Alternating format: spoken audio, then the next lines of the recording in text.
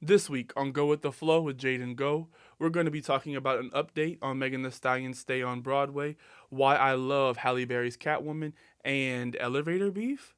Go with the flow.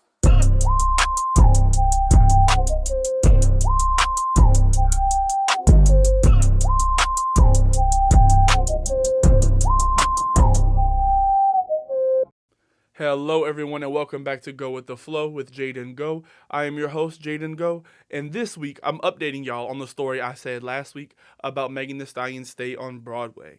So, Megan Thee Stallion breaks her silence after being hospitalized during a Broadway performance of Moulin Rouge. So, Megan Thee Stallion was hospitalized in New York on March 31st of 2026 after falling ill during a performance in Moulin Rouge the musical. Her team confirmed she suffered from extreme exhaustion, dehydration, vasoconstriction, and low metabolic levels. She was treated, discharged, and took a rest day before returning back to the show. And also, she went to social media and stated, "Last night was a real wake up call for me.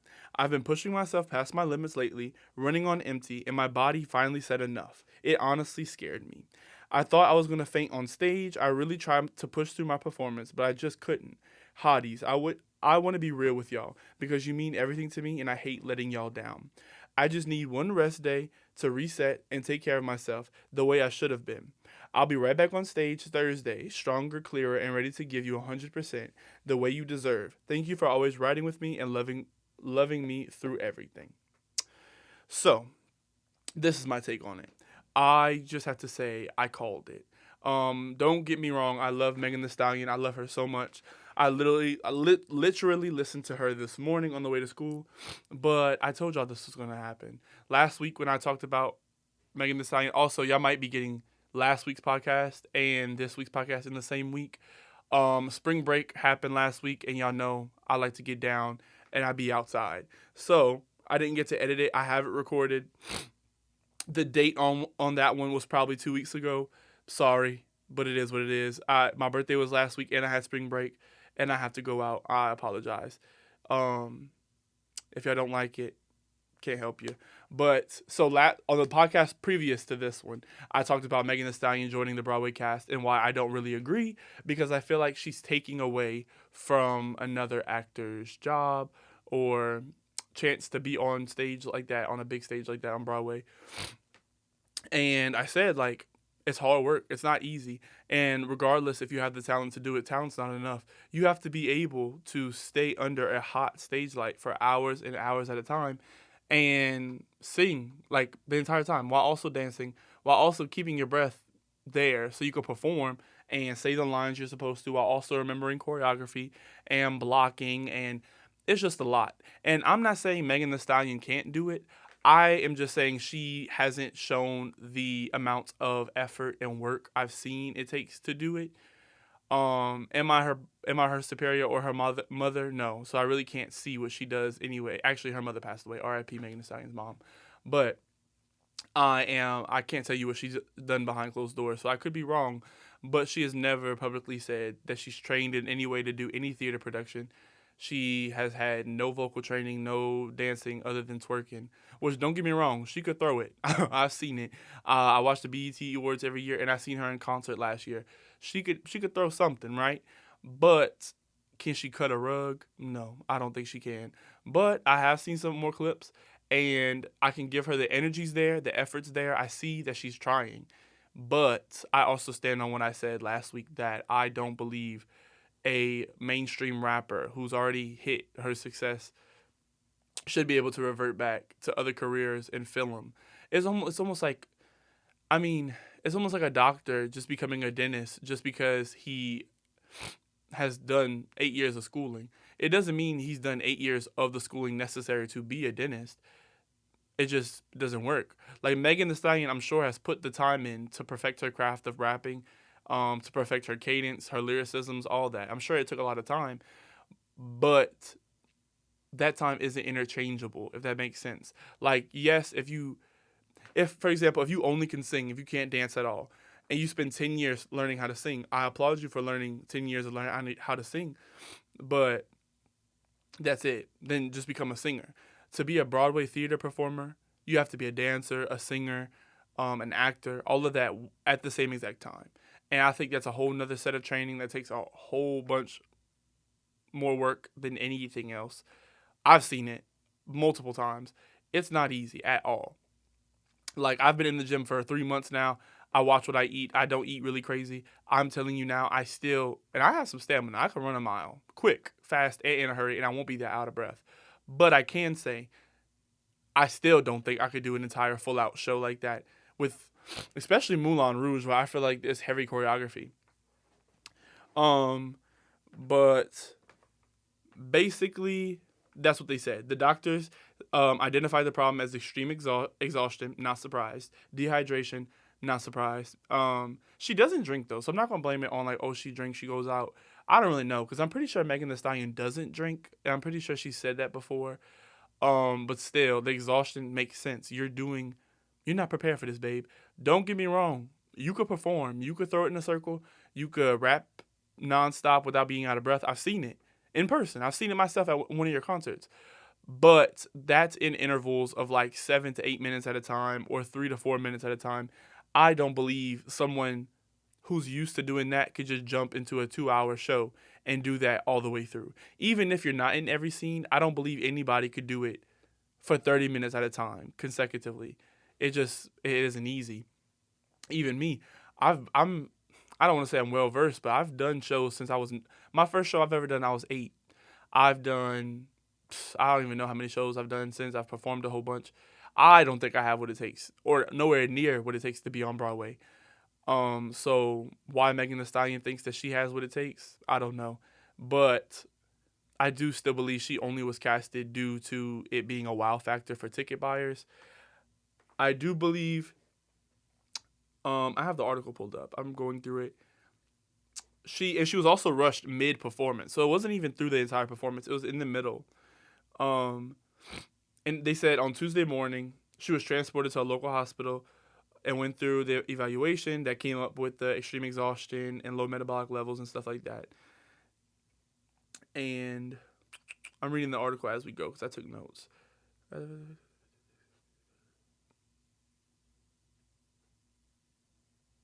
Yes. So the show ended up also being delayed by 20 minutes, which is like unheard of. Like, I have been to quite a few shows. I've seen some stuff I've never heard. Like, I could even say I did the show Into the Woods. I hate that musical. I hate it. I hate it. I hate it. I don't like to watch it. I'm not interested. There is a song called Steps to the Palace I like, but that's it. I'm not a fan. Well, I was in that show, and I was the narrator at the Lockport Playhouse when they were still around. And I think it was our third show we did, or fourth. My stomach was in shambles. I don't know what I ate. I don't know what I drank. I was a kid, 16, 17. I don't know what happened. And luckily enough, the narrator is literally in every single scene. So halfway through the show, I had to tell oh no, not halfway. It was the beginning of the show. I didn't even go in the beginning. So the whole first half of the show, I wasn't even in it. I didn't show up till after the intermission, which is quite embarrassing. And like something as small as a stomach ache could take you out. Any type of distraction bodily could throw you out, throw your equilibrium off, and ruin your performance. So I can only imagine, like, you gotta lock in, and your health gotta be your health gotta be there to perform at a show. You gotta make sure you're eating right a couple days before that, drinking the correct things. It isn't a joke. It's real serious. And like I said last week, I don't think she was prepared for that. If she would have came out and said that she's been practicing and rehearsing for 3 years straight nonstop, similar, for example, Ariana Grande. Ariana Grande started her entire everything off of musical theater, so she has that training. She went into being a singer for a lot of years, and I'm guessing still sustained that theater training. And even to do Wicked, which is a movie, it's not live performances. And I always really do believe that doing a movie is way easier than doing a full out Broadway or full out performance, because the difference is, when you're doing a movie, if something happens, something's messed up, something isn't perfect, you could cut and y'all do it again, or you do it over and over again until you have a usable shot. When you do a show like live, you can't take back anything. If you mess something up, you have to be able to work off of it and continue without letting the audience know you messed up. And so yeah, Ariana Grande said in multiple interviews, you can look it up anywhere. She says she trained for Wicked to play her role as Glinda for 3 years. And keep in mind, she's been doing theater since she was 9 years old. I remember, look, I researched it before. Her first show was Dr. Seuss when she was 9. The Dr. Seuss musical, um, Seussical, that's what it's called. She's been doing this since she was 9. And Ariana Grande has been singing for the last 15, 16, 17 years straight. Nonstop, a new album every couple years, singles every couple months. And she has pipes. She's known as one of the biggest pop girls of our generation for sure. And even she had to spend 2 years to lock in to play this musical theater role. What makes you think that Megan Thee Stallion, a rapper known for partying, for these quick, 30-minute songs, or she's also known for her features that she does, what makes you think that she could pull off an entire show, full choreography, full vocals? I don't know why y'all expected that much from her. But I mean, like I said, it's a money grab. I believe that's all that is. The show is a good show. Moulin Rouge is a popular show, so I don't know why the budget people, the people who run all the money, I don't see why they think they needed a publicity stunt like this. But hey, whatever floats the boat, let it swim. Let it. What is it called? Whatever floats the boat, let it ride. I think that's how the saying goes. Um, and yeah, that's basically all I had to say about that. I to to make it quick and to summarize everything, I am not surprised by this update. I'm still gonna be following the story. I think she still has. I'm pretty sure she has 5 weeks still of the show to do. So will she crash and burn after this, or will she, rise to the challenge and blow everybody out the water? We never know. But I will update y'all eventually about what's going on next when it comes to Megan Thee Stallion. And now we're going to transition to another topic I'm very, very, very excited about. It is really quick. It is about a Cheetah Girls 4. So, it has come to my attention from this reliable source called TikTok that they are working on a Cheetah Girls 4. So, I seen it, and for everybody that knows me, it knows me really well, they know I love the Cheetah Girls. Cheetah Girls, I truly do believe all my musicality, all my ability to dance and have rhythm came from Disney original movies, the DComs, if you will, back in the day. All those movies taught me everything I know about musicality, lyricism, um, vocals even. I was practicing how to sing along to Cheetah Girls when I was a child.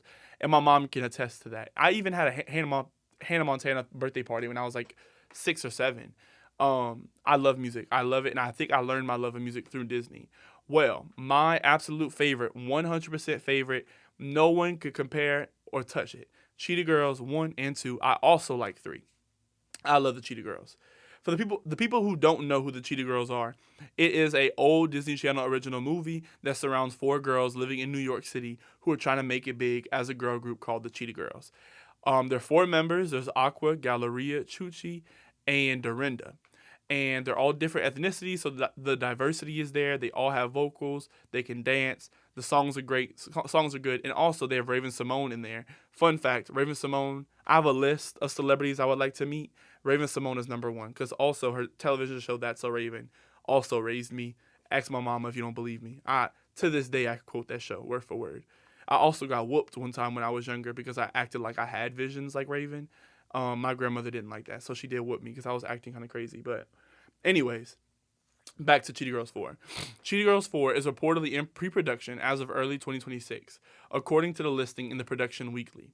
The new film is rumored to feature the original cast, which is Raven Simone, Adrienne Bailon-Houghton, Keely Williams, and Sabrina Bryan.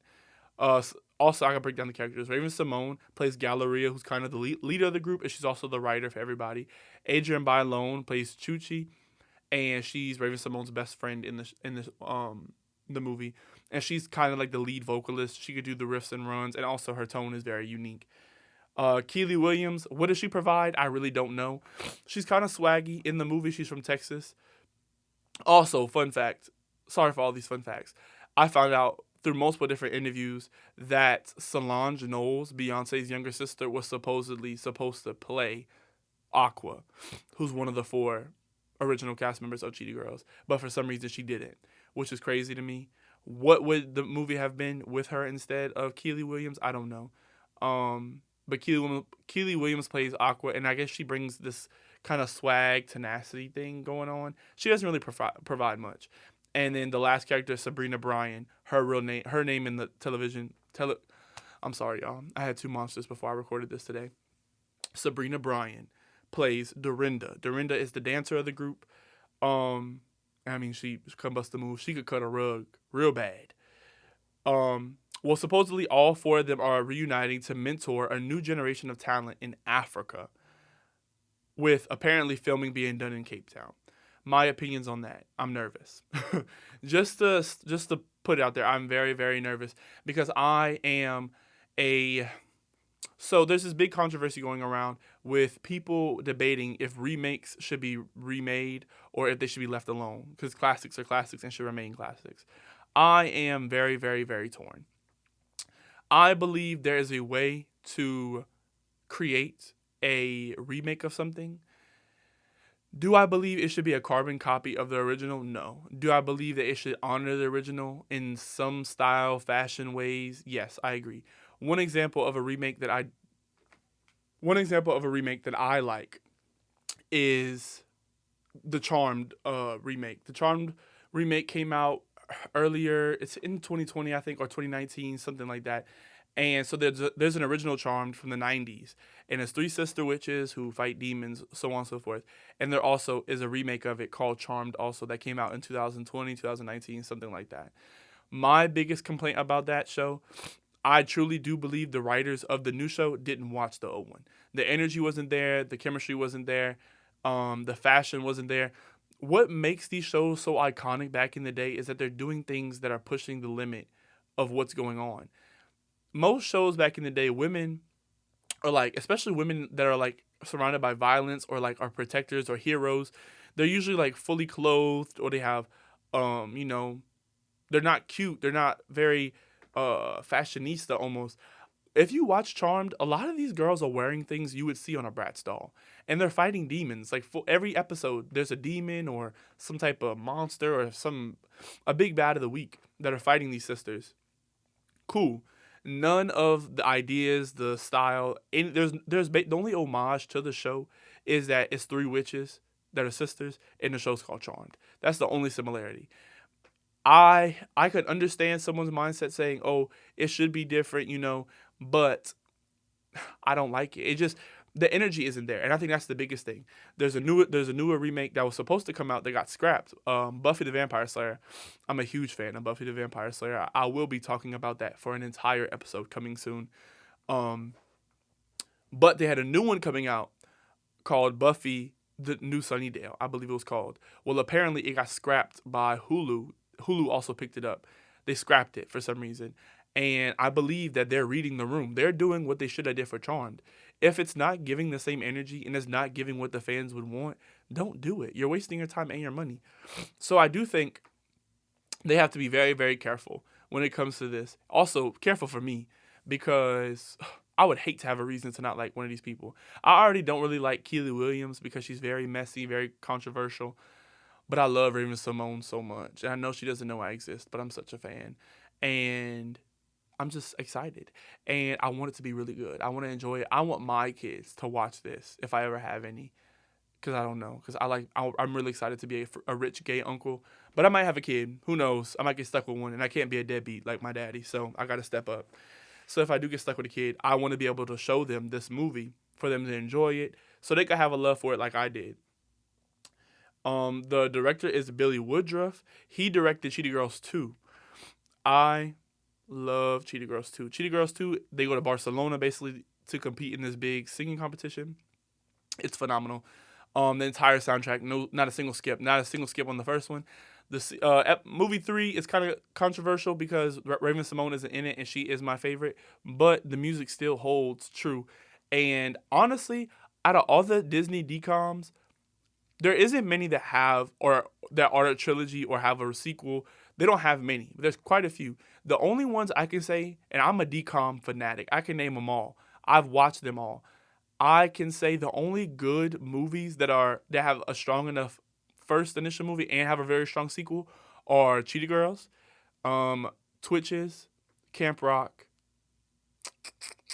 I think that's really it. High School Musical, obviously. Uh, I believe that's all. I can't think of a single other one that I truly do believe can hold up to. I can't think of a single sequel that holds up to the original. And Cheetah Girls is one of them. And I am very, very nervous. I'm also very excited. The younger Jaden in me is doing backflips on the trampoline right now. I am really hoping for the best. So, in summary, a Cheetah Girls 4 reboot is supposed to be coming our way. They're supposed to be filming in Cape Town with all four of the original Cheetah Girls, and it should be coming out late 2028. And that's going to be the end of Hot Topics with Jaden. Now, on to Jaden's likes. How do you know what's good for me? That's my opinion! Alrighty, now on to Jaden's likes. My like for this week is very, very controversial, and not a lot of people will agree with me, but I don't care. So, I love, love, love a good movie. I love a very unique movie. I pay attention to the styles, the versatility of the actors. I pay attention to everything.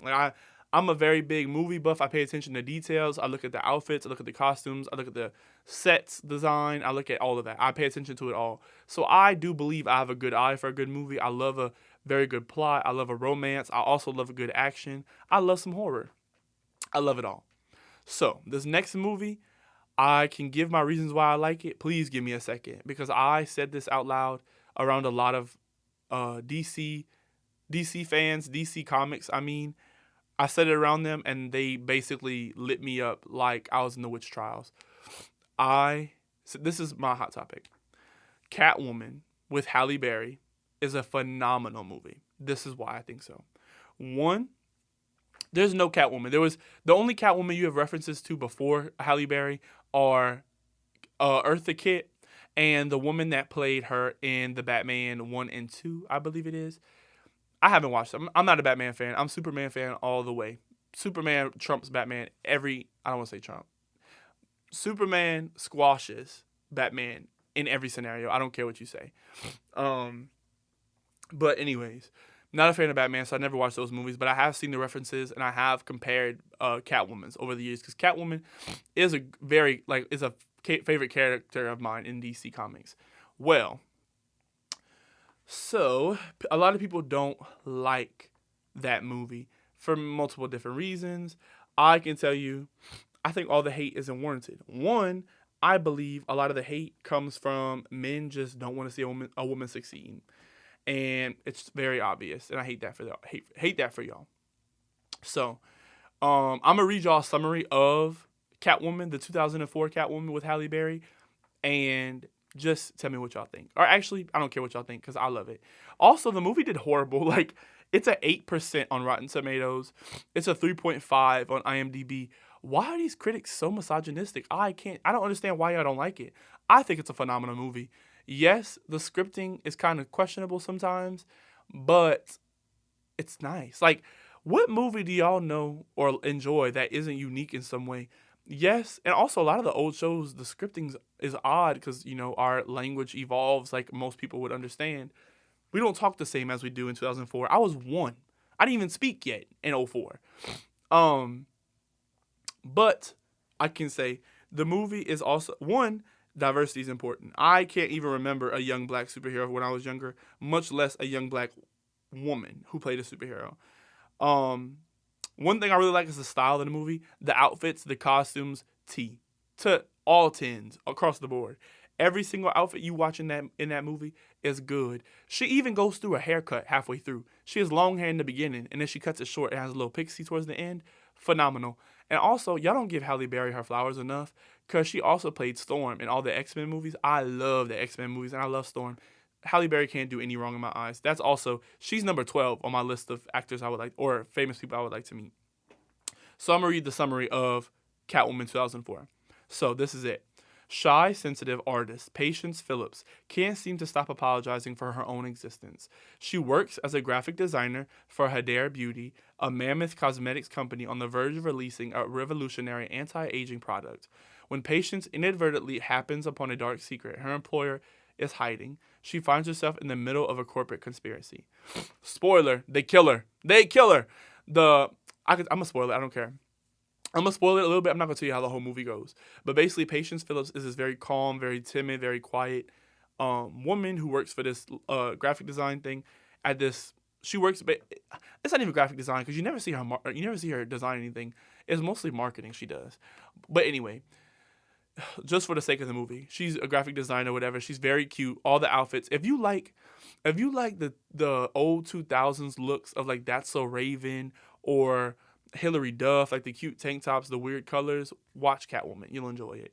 But essentially, she is quiet, timid. Everyone walks all over her. She sees guys that she likes. She can never speak to them. People are very rude to her in this city, and she just deals with it because she's quiet. She's very timid. Well, one night she's going to show somebody a design she has, and she's finally putting herself out there. She feels like she wasn't picked when she should have been, so she was ready to present her artwork again. Well, in doing so, she accidentally stumbled upon people doing some stuff that they shouldn't have been doing. And her boss basically tells the men that were doing what they weren't supposed to be doing, the boss tells them to kill her because she saw what they were doing. I'm not going to say what they were doing. But the boss basically just wants her dead because now she knows too much. So they chase her. It's this big, crazy chase scene, and she ends up getting stuck in a sewer drain. Well, the boss decides, flush her, right? Puts the sewer drain on, the water starts flowing, throws her probably 100 feet in the air, and she falls into the river and drowns. Well, she ends up getting washed up on the shore, and this random cat comes and puts its hot-ass breath in her mouth, and she comes back to life. When she comes back to life, everything's different. She can see things a lot better. She's very fast. She's very agile. She's a little bit stronger than usual. And then she just has this confidence. You see her get her confidence. You see her get her groove back. It's a great movie to watch. It's very enjoyable, I can say. And also, like, the character growth is astonishing. Like, watching her go from quiet Patience Phillips to flipping to Catwoman is a parallel not a lot of actors do well. A lot of actors that try to do that same innocent to evil, not innocent to evil, innocent to like badass, are people like Harley Quinn. I've seen Suicide Squad. I've seen the original Harley Quinn when she was normal, and I've seen it when she was crazy. That parallel isn't big enough.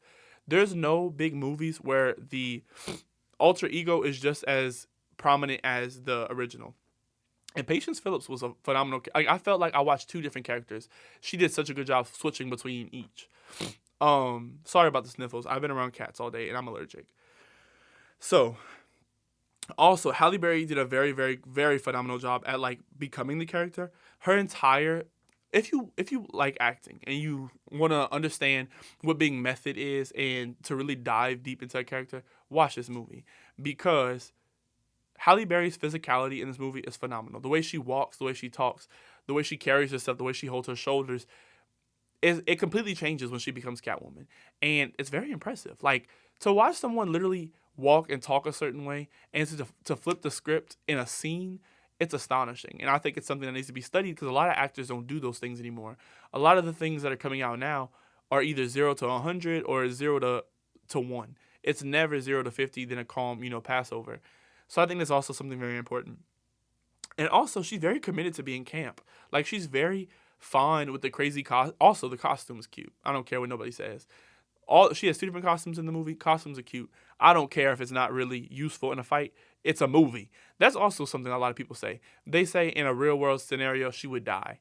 Key word, it's a real world scenario. She's fake. Halle Berry isn't jumping from the ceiling in real life. Stop being stupid. And yeah, I honestly, and if people also compare her Catwoman to Anne Hathaway, the difference is, I believe the early 2000s was the season of the campy, the very extra, extravagant movie styles. Look at all the original Batmans with, one second, I'm about to look it up because I sound dumb, and I'm not dumb, I promise. It's the Batman, oh my God, I feel dumb. I can't remember the guy's name. Hold up, 1 second, y'all. I got the computer in front of me, and I'm about to use it for real. Batman and Robin and Batman Forever. It was with George Clooney as Batman. Those Batmans, if you watch those movies, it's the same kind of energy almost. It's the same crazy extravagant, crazy costumes, crazy character flip from being a civilian to being a superhero. I think it's impressive, and we don't see it much. And honestly, if I think of Catwoman, the most comment accurate one I could think about is Halle Berry. Just because I don't play video games myself, but when I was a kid, I longed to play a video game. So I used to watch the gameplays on YouTube because I didn't have any friends and I wasn't hot yet. When I watch those, I you see Catwoman in one of the ones I watched. It was a Batman Forever game, and you watch her physicality. And it's a cartoon. Keep in mind, it's not a real person. Comparing her physicality to Halle Berry's is almost completely equal. The way they walk, the way they talk, the way they carry themselves, the way they even put their shoes on. If you pay attention, it's very uncanny. Like, it's ridiculous. Or in the comic books. I don't know if any of y'all read any comic books for real. But if you look at how she talks, look at how everything is portrayed almost equivalently. And don't get me wrong, I've seen Eartha Kitt my grandma used to love Batman, the black and white one. Eartha Kitt is also phenomenal in herself of being a phenomenal actress, and also the same campness of Eartha Kitt that makes her such a pronounced actress is the same energy Halle Berry has with this Catwoman. It's the same. The only difference is different time period and a younger actor. That's literally the only difference. So if you tell me you don't like the Halle Berry Catwoman, I truly do believe you just don't like women.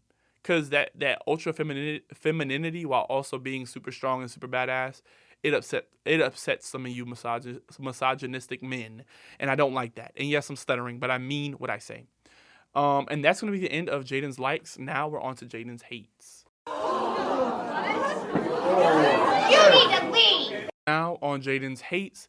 This week, it really isn't a hate. It's more like a calm dislike, I would say. And it's kind of redactive to something I said before.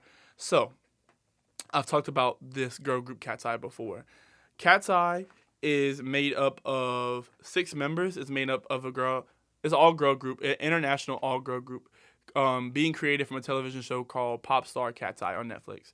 Basically, just to hurry up and get it through, it was a competition show of 200,000 girls auditioned, 20 got picked, and out of those 20, they got put onto a reality TV show where they competed to be a part of this final girl group. The final girl group ended up being called Cat's Eye, and the members of this, the members of this group ended up being Manon Bannerman, Yunche, no last name because I couldn't find her last name anywhere.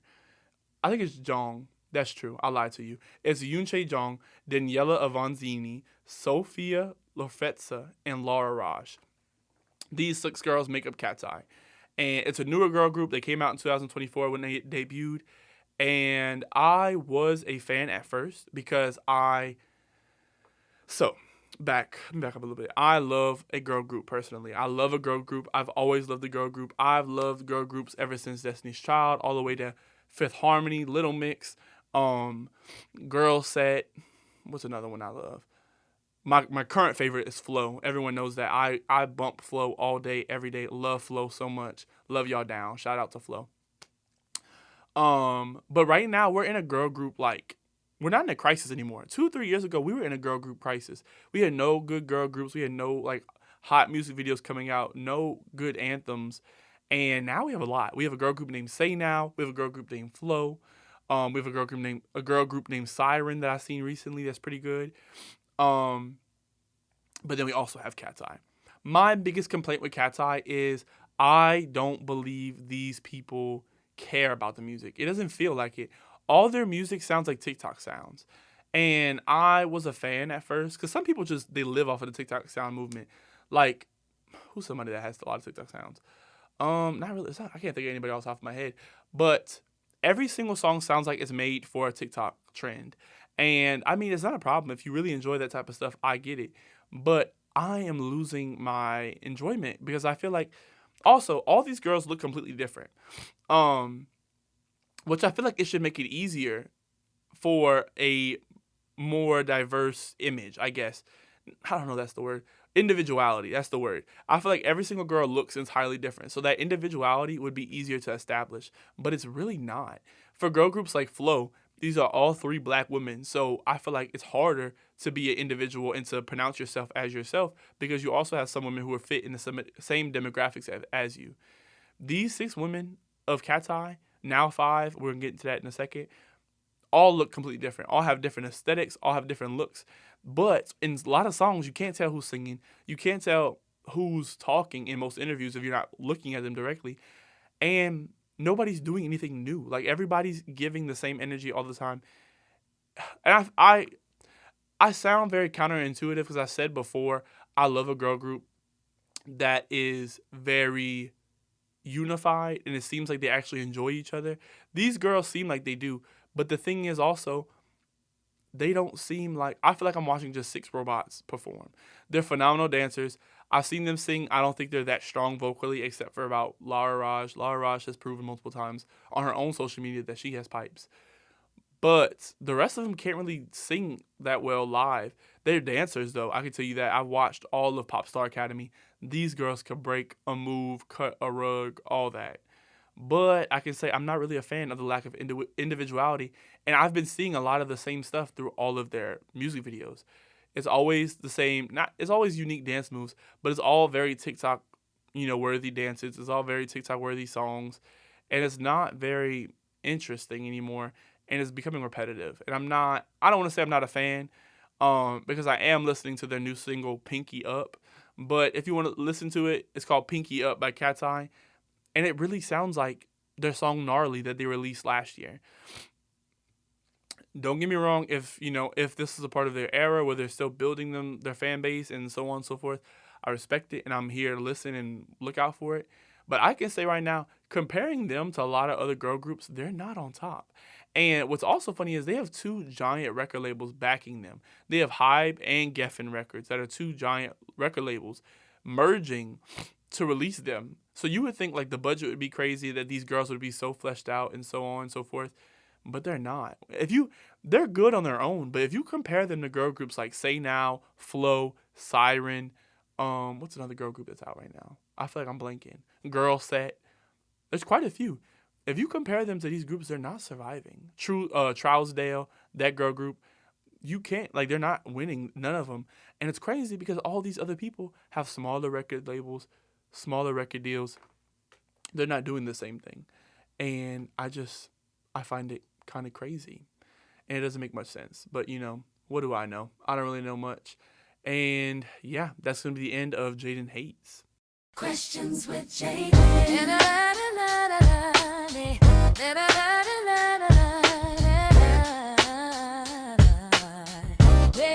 Now, for our last segment, Advice with Jaden. My situation comes from my dear friend Selena Garcia. Shout out Selena Garcia. That is my girl. Love you down. So this is her scenario. This is what she texted me. Hey Jaden, so I'm currently beefing with one of my friends at the moment. We are besties and we rarely fight, but at the moment I don't know if I still want to continue this friendship. So recently we got stuck in the elevator at Nichols and I was very scared, and she continued to laugh at me the entire time. I felt very disrespected and we haven't talked since. Do you think my crash out is valid or not really? Not really. You sound stupid. Girl, to be so honest, you could have the most life-altering fear of getting stuck in the elevator, and you could be going into a full-blown panic attack. If you start screaming and hollering in the elevator I'm stuck in, I'm going to giggle. I'm sorry. I'm going to laugh. That crash out ain't warranted, babe. Because honestly, can you blame her? If I'm in an elevator with one of my friends and she starts freaking out because we're stuck, I'm going to laugh. I'm sorry. Maybe I'm just as bad as her, and maybe you should cut me off too, girl. Love you, though. Be safe out there. But honestly, girl, that crash out's not worth it. And you should apologize to your friend. And also to the friend, if you're listening, next time you're in the elevator, you should fake like it's stuck again just to mess with her. Because I would. That's messed up. If you can't laugh at you, if your friends can't laugh at you, who can? Grow up. Grow some balls, but you're a woman. It's not that serious. That crash out's not worth it. But getting stuck in the elevators, that don't surprise me. Wish you luck, Buki. Just know if you get hurt, sue the school. Sue them for everything they got, everything from these wooden pencils to the dust on the carpet in Talbot. Take it all. But that's all I got for you, babe. That crash out is not worth it. If you really want to get mad, get in an elevator with me. I'm gonna jump. I'm gonna ruin your whole year. You're gonna be pissed. But that's all I got for you, babe. If you have any more questions or you're gonna confront your roommate about it, please record it because I love an argument. I love arguments that I'm not in. Correction. But yeah, if you have any more questions about the situation, please reach out. Selena, you have my Snapchat, you have my phone number, you have my Instagram. Feel free to contact me on any one of those things. But yeah, your crash out is not warranted, babe. Like, it's not that serious. And that's going to be it for Go With The Flow episode 7 with Jaden Go. Thank y'all so much for listening, and I'll see y'all next week on time. I promise. Bye-bye now.